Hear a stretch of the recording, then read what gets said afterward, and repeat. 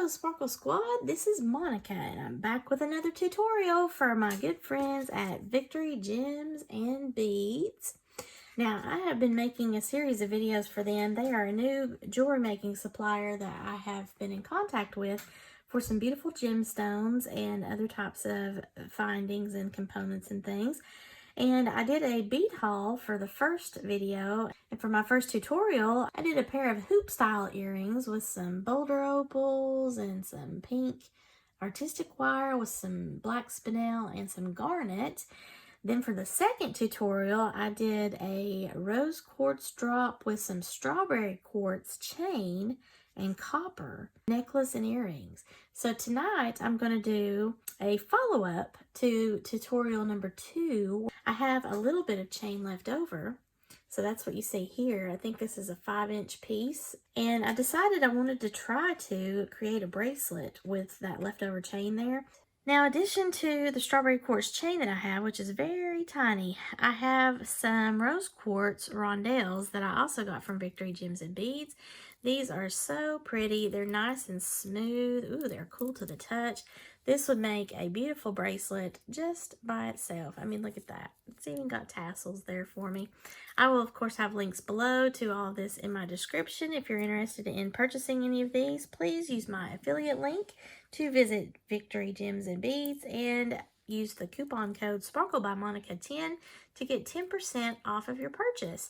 I'm going to utilize this beautiful light pink tassel, and then I've got some copper spacers. Now these did not come from Victory Gems and Beads, but I think I'm going to use those because I have that copper pendant on the necklace, and that is what I'm doing this bracelet to coordinate with. I'm thinking I might use some of this bead stringing wire that Victory Gems and Beads included. Rose quartz is good for your heart chakra.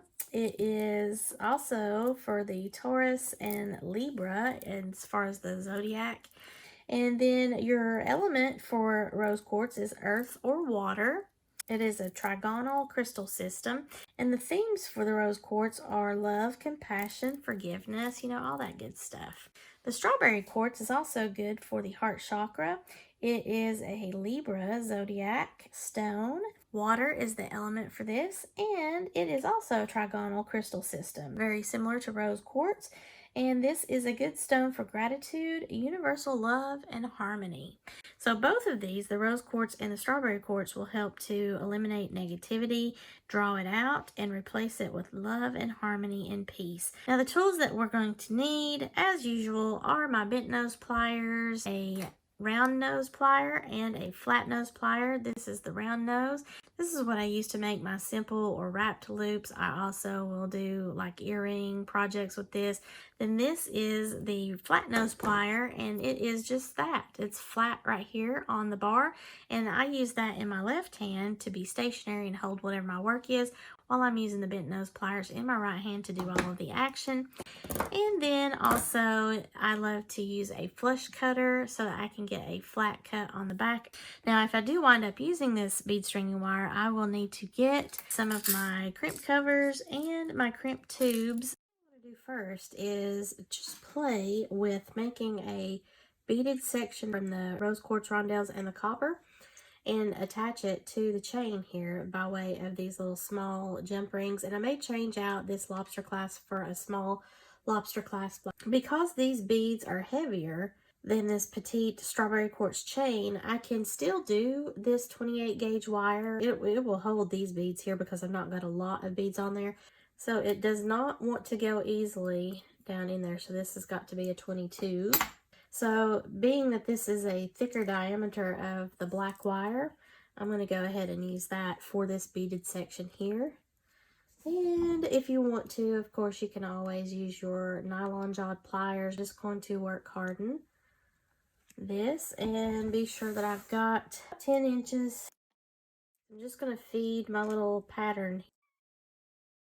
I'm going to make a wrap around this section in the herringbone style, and then make this the focal of the bracelet. And quartz chain will be on the back, so this needs to have a little bit of extra wire on the ends. And come down so that I've got enough of a tail, up, over, and down. Got a question mark, pull this back towards myself. I'm not making a wrapped loop. I'm just going to do this simple loop here. Come over here and cut at an angle with the flush cutter. Take the round nose plier and cinch it in to get a loop. Now we're going to feed these beads on.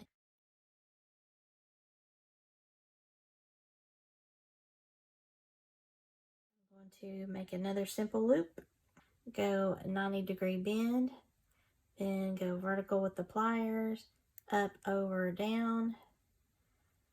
Put this back in on the bottom of the plier. Turn this around so that I can now pull the tail toward myself to hug that plier.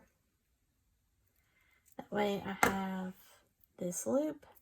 Come up into the neck of that and just give it a trim.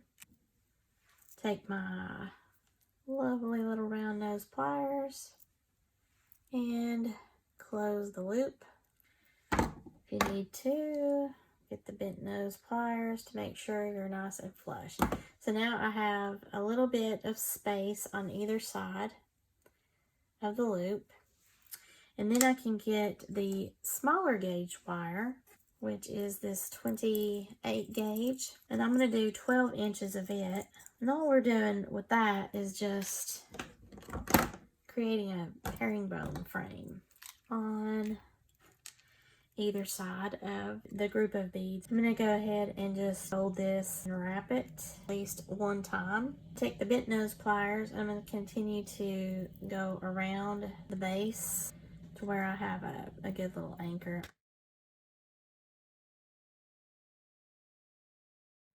Tuck that in with the bent nose. So we have a little bit of space on both sides. So now I'm going to try to hold this, and then I'm just going to take my finger and wrap once around the base on the opposite side. Then I'm going to go back down on the other side of the bead group. I'm going to go around the front once, well actually twice I guess, to create something like this. So now I want to go back down, and as I go back down, I'm going to go beside the same wire but behind it, and I'm going to go cross over in the front, go around once, go down the other side. I'm going to be behind that wire.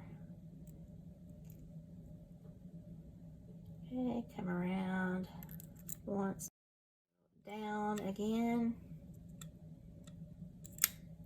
around once, and down again. Okay, so now I have like 3 little lines. Right, they've crossed over on all the sides. When I bend it with my fingers to get this kind of shape, that's going to be okay for me. And then cut that off towards the back with the flush cutter. And then just take my bent nose plier and tuck that in. This is what I've got. I can now attach it to that chain. Okay, next will be the small jump ring, and I'll need the flat nose pliers so that I can hold it one side of that. Open that up, grab hold of one end of the chain, put that on this side, and squeeze that shut. Now this is a way to pre-size. That's going to go right up there, so it's going to fit perfectly when I do that jump ring. Pull this towards myself to open it up. Put that jump ring just directly onto the focal. If you have a small enough wrist, this will just slip on. And the only other option is to then take the chain apart. As I'm holding it like this, I can see that this link right here would need to be the one that I remove. So I could try to cut so that I could salvage the link if possible. In the top, open that up like a jump ring to get that off of there. Open up a jump ring. Put the clasp on. That's a lobster clasp. Put that onto the chain again. Close the jump ring. Give it a little squeeze. So there's the clasp. Now you can put the tassel on here on this side to give it just a little bit of extra oomph, or just put the jump ring on here by itself. Open this up, put that right here on the other side of the tassel, close that up. Then that way your lobster claw clasp has something to grab hold of easily. Then you've got the bracelet this way with the tassel on there. Okay, so now I've got the bracelet on. I've got a little bit of wiggle room.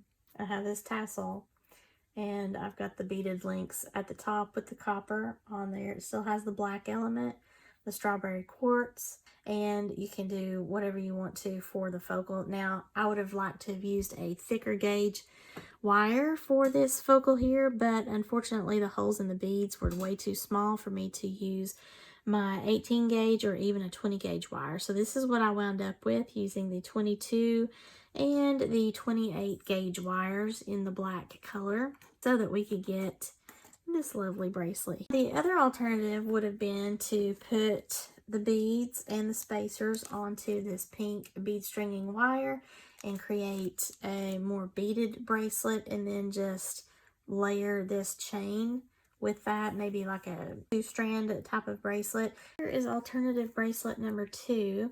This is just a beaded bracelet that I put on that pink bead stringing wire. I've got all sorts of tutorials on how to make a beaded bracelet. I put the rose quartz and those copper spacers on that bead stringing wire.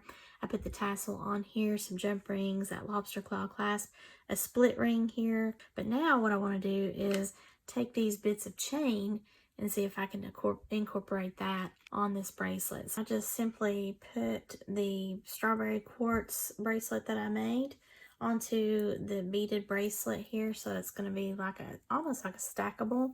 We've got this cute little tassel on there. It's just got the one clasp and a regular beaded bracelet with some of the same elements that's in the main focal right here, with the herringbone design here for this wire wrap, and that lovely strawberry quartz chain.